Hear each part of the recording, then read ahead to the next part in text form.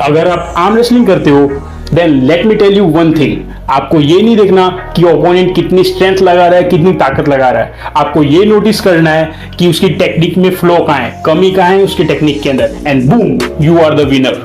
मैं आपके साथ आज शेयर करूंगा arm wrestling training schedule at home without any equipment. किसी भी चीज के कोई जरूरत नहीं है, जिम जाने की भी कोई जरूरत नहीं है। खाली घर के ऊपर आप काफी अच्छी आर्म्स की ट्रेनिंग कर सकते हो, जिसके बाद आपके आर्म रेसलिंग के अंदर एक नेक्स्ट लेवल का इंप्रूवमेंट देखने मिलेगा। बट सबसे पहले आर्म रेसलिंग का गुरु मंत्र ले लो, वो है, चाहे आप प्रोफेशनल आर्म रेसलिंग करते हो या फिर फ्रेंड के साथ ऐसे ही पंजा लड़ा रहे हो और चाहते हो कि कोई भी आपका ओपोनेंट आपको आर्म रेसलिंग यानी पंजा लड़ाने में कभी हरा नहीं पाए, तब आपको स्ट्रेंथ यानी अपनी फिजिकल स्ट्रेंथ से ज्यादा टेक्निक के ऊपर फोकस करना होगा। नाउ बेसिकली आर्म रेसलिंग में दो टेक्निक्स होती है। पहली है टॉप रोल, जिसे अपर भी बोलते हैं, और second is my personal favourite which is hook, जिसे लॉक भी बोलते हैं। ये दोनों ही टेक्निक्स एक दूसरे की काट है, यानी अगर आपका ओपोनेंट हुक यूज कर रहा है तो आप टॉप रोल यूज करके यानी अपर यूज करके उसे हरा सकते हो, और अगर आपका ओपोनेंट टॉप रोल यूज कर रहा है तब आप हुक यानी लॉक यूज करके उसे हरा सकते हो। बट प्रॉब्लम तब आती है जब आप और आपका ओपोनेंट दोनों जन सेम टेक्निक यूज करते हैं, तब बात आती है फिजिकल स्ट्रेंथ की। यहाँ पे आपको अपनी टेक्निक को परफेक्ट करना बहुत जरूरी है। दैट इज वाई मैं आपको सजेस्ट करूंगा कि आप बोथ द टेक्निक्स को अच्छे से मास्टर करें, प्रैक्टिस करें, जिससे कि उसकी टेक्निक में फ्लो यानी कमी निकल सके, बट आपकी टेक्निक में कहीं भी कोई फ्लो नहीं निकले। सो इन दिस वीडियो मैं आपके साथ शेयर करूंगा 3 आर्म रेसलिंग वर्कआउट्स, जिन्हें परफॉर्म करके ओनली 7 डेज के अंदर आपके हाथों में इतनी ताकत आ जाएगी, इतनी जान आ जाएगी, when combined with the right technique no one can defeat you. तो फटाफट से एक्सप्लेन कर देता हूं कि इन दोनों ही टेक्निक्स को परफॉर्म करते समय आपको कौन कौन सी इंपॉर्टेंट पॉइंट्स को ध्यान में रखना है, एज हमें अपनी टेक्निक के ऊपर ज्यादा काम करना है rather than strength. First is hook, जिसे लॉक भी बोलते हैं। इसे परफॉर्म करते समय आपको 2 पॉइंट्स ध्यान में रखने हैं। फर्स्ट, आपकी जो कलाई होगी, जो रिस्ट होगी, वो ओपोनेंट की रिस्ट के अंदर मर्ज होकर रहेगी, लॉक होकर रहेगी, इसीलिए उसे हुक बोलते हैं। सेकेंड, आपको अपनी रिस्ट को अपने शोल्डर के जितने हो सके उतने पास रखना है।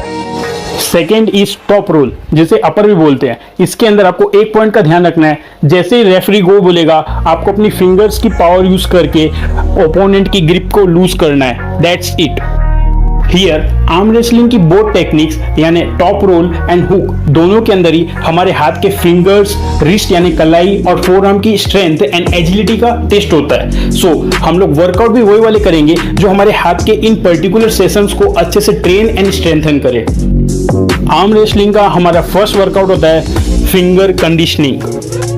आर्म रेसलिंग वर्ल्ड के अंदर हमारी फिंगर्स यानी उंगलियां बहुत वाइटल रोल प्ले करती है, एज ये हमारी फिंगर्स की कंडीशनिंग पे ही डिसाइड होता है कि हम विनर होंगे या फिर एक लूजर।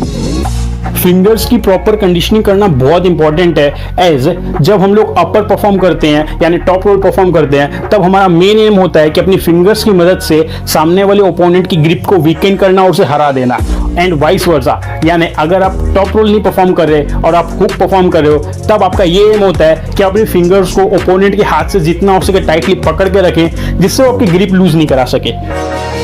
फॉर दिस रीजन मैं आपको इतना इंसिस्ट कर रहा हूं कि आप फिंगर कंडीशनिंग जरूर करें, बिकॉज इसके ऊपर हमारी हार और जीत डिपेंड करती है। सो अब जान लो आपको फिंगर कंडीशनिंग करनी कैसी है। सो आपको बेसिकली किसी भी जगह से लटकना है, not with the help of your hand but with the help of your fingers. आपको अपनी फिंगर टिप्स के ऊपर अपना पूरा बॉडी वेट देके लटकना है।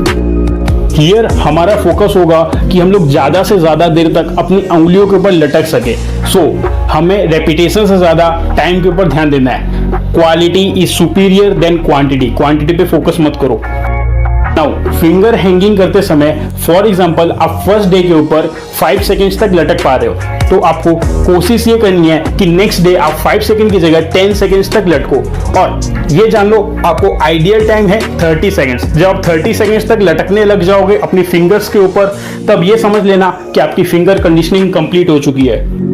अब जान लो आपको दिन में कब कब करना है, कितना करना है। सो फिंगर हैंगिंग आपको दिन में 2 बार करना है, एक बार अर्ली मॉर्निंग, इसके अंदर आपको 3 बार ट्राई करना है हैंगिंग का, और इवनिंग के अंदर आपको 5 टाइम्स ट्राई करना है हैंगिंग का। आर्म रेसलिंग का हमारा सेकेंड वर्कआउट आता है रिस्ट कंडीशनिंग। पंजा लड़ाने में सारा खेल कलाई का ही होता है। जहां फिंगर कंडीशनिंग हमारी ग्रिप को स्ट्रेंथन करती है, हमारी पकड़ को मजबूत बनाती है, वहीं रिस्ट कंडीशनिंग हमारी स्ट्रेंथ लगाते समय हमारे लॉक को प्रिवेंट करती है खुलने से। अगर आप लॉक लगाने वाले बंदे हो, हुक वाले बंदे हो, तब रिस्ट कंडीशनिंग आपके लिए बहुत इंपॉर्टेंट है। रिस्ट कंडीशनिंग के अंदर आपको एक टॉवल ले लेना है, उसे अच्छे से भिगो करके, मतलब अच्छे से पानी उसमें भर करके उसको फिर आपको निचोड़ना है। नाउ सुनने और देखने में ये टेक्निक जितनी ज्यादा सिंपल लगती है, ये उतनी ही ज्यादा इफेक्टिव भी है। नाउ ये एक वर्कआउट आपकी कलाई को जितना ज्यादा फ्लेक्सिबल एंड स्ट्रॉन्ग कर देगा, उतना और कोई वर्कआउट नहीं है। नाउ जिम के अंदर बहुत सारे कलाई के लिए वर्कआउट होते हैं, बट सबसे बेस्ट रिजल्ट्स मुझे इस निचोड़ने वाले से ही मिले हैं। अब जान लो आपको ये रिस्ट कंडीशनिंग करनी कितनी है और कैसे करना है। आपको एक टॉवल ले लेना है, उसको अच्छे से भिगो करके फिर उसको निचोड़ना है, और इतना निचोड़ना है कि इसमें से सिंगल ड्रॉप ऑफ वाटर निकालने में भी काफी टाइम लगे। तो इसके आपको 10 रेपिटेशंस करने हैं और इसके सेट लगेंगे 4, और इस सेट के बीच में रेस्ट होगा 1 मिनट का। नाउ ये आपको दिन के अंदर 2 बार करना है, एक बार अर्ली मॉर्निंग और एक बार शाम को। बिलीव मी, ये एक निचोड़ने वाला वर्कआउट करने से ही ओनली 2 डेज के अंदर आपको अपनी कलाई के अंदर एक्सट्रीम चेंजेस दिखने मिलेंगे। आर्म रेसलिंग का हमारा फाइनल वर्कआउट आ जाता है four arm conditioning. Arm wrestling में फिंगर्स एंड रिस्ट की कंडीशनिंग करना जितना जरूरी है, उतना ही जरूरी हमारे फोर आर्म की ट्रेनिंग एंड कंडीशनिंग करना भी है। एज आप चाहे कोई भी टेक्निक यूज करें, मे इट बी हुक और टॉप रोल, दोनों के अंदर टेक्निक के साथ साथ हमें फोर्स भी लगाना पड़ता है, चाहे वो फॉरवर्ड फोर्स हो या फिर पुलिंग फोर्स हो। सो दोनों केसेस के अंदर हमें स्ट्रेंथ मिलती है हमारे फोर आर्म मसल से। सो इनकी ट्रेनिंग करना बहुत जरूरी है। हियर हम लोग फोर आर्म कंडीशनिंग के लिए स्ट्रेस बॉल या फिर ग्रिपर का यूज कर सकते हैं। नाउ मैंने यहाँ पे स्ट्रेस बॉल को लेकर डेमोन्स्ट्रेट किया है। इन केस आपको ग्रिपर यूज करना हो तो उसका भी रेपिटेशन एंड सेट्स सेम रहेंगे, हाँ, बट ग्रिपर यूज करने से आपको ज्यादा बेनिफिट मिलेंगे। सो अब जान लो आपको स्ट्रेस बॉल या फिर ग्रिपर्स को यूज कैसे करना है फोर आर्म कंडीशनिंग के लिए।